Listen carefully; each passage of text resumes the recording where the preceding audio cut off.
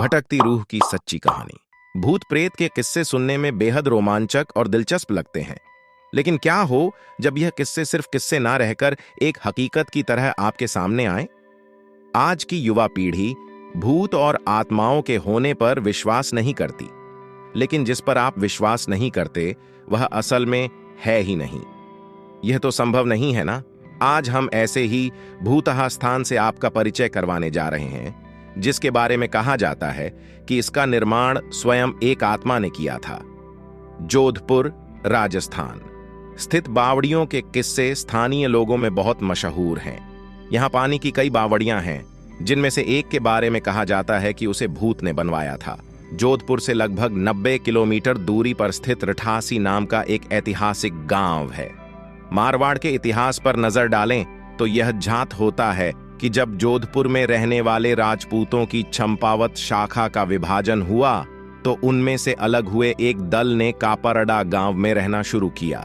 लेकिन इस स्थान पर रहने वाले युवा राजपूत राजकुमारों ने गांव में साधना करने वाले साधु महात्माओं को परेशान करना शुरू कर दिया। उन राजकुमारों से क्रोधित होकर साधुओं ने उन्हें श्राप दे दिया कि उनके आने वाली पीढ़ी इस गांव में नहीं रह पाएगी। साधुओं के श्राप की बात जब राजकुमारों ने अपने घर में बताई तो सभी भयभीत हो गए और उस गांव को छोड़कर चले गए। इस गांव को छोड़कर वह जिस गांव में रहने के लिए गए उस गांव का नाम है रठासी गांव। यह जोधपुर से लगभग 90 किलोमीटर की दूरी पर स्थित एक ऐतिहासिक गांव है। इस गांव में एक बावड़ी है, जिसके बारे में कहा जाता है कि वह भूतों के सहयोग से बनी है, अर्थात उस बावड़ी को बनाने में भूत प्रेतों ने गांव वालों की सहायता की थी।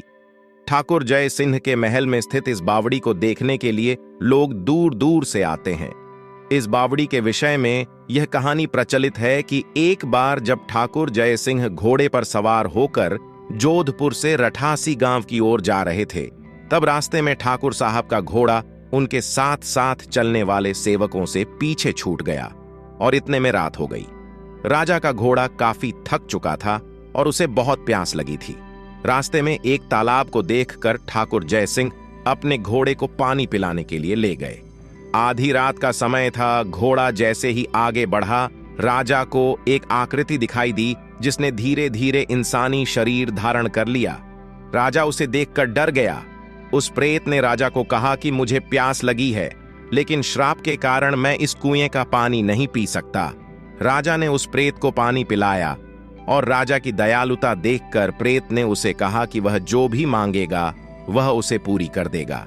राजा ने प्रेत को कहा कि वह उसके महल में एक बावड़ी का निर्माण करे और उसके राज्य को सुंदर बना दे। भूत ने राजा के आदेश को स्वीकारते हुए कहा कि वो ये कार्य प्रत्यक्ष रूप से नहीं करेगा, लेकिन दिन भर में जितना भी काम होगा वह रात के समय 100 गुना और बढ़ जाएगा। उस प्रेत ने राजा को यह राज किसी को न बताने के लिए कहा। इस घटना के 2 दिन बाद ही महल और बावड़ी की इमारतें बनने लगीं।